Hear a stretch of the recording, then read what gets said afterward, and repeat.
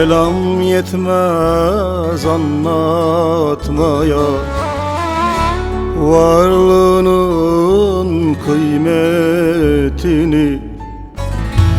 Diller susar, göz konuşur, verirken sen öğütleri. Diller susar, göz konuşur, verirken sen öğütleri.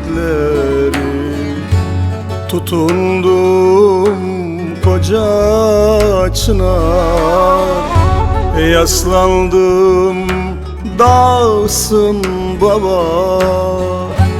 Ağam benim, atam benim, gölgen yeter, yeter baba.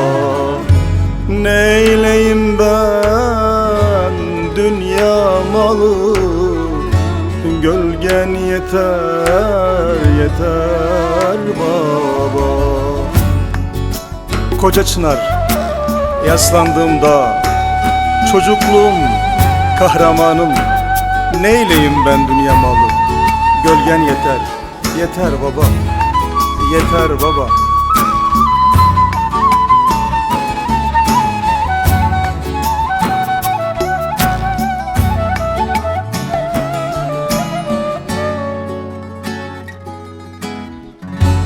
Çocukluğumun öyküsü, gençliğimin tek türküsü. Alın teri, helal lokma, miras kaldı senden baba. Alın teri, helal lokma, miras kaldı senden baba.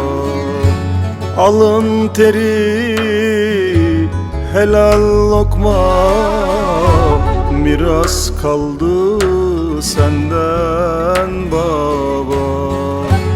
Tutundum koca çınar, yaslandım dağsın baba.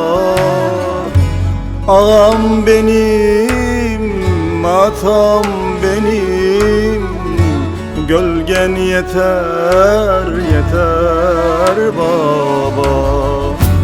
Tutundum koca çınar, yaslandım dağsın baba.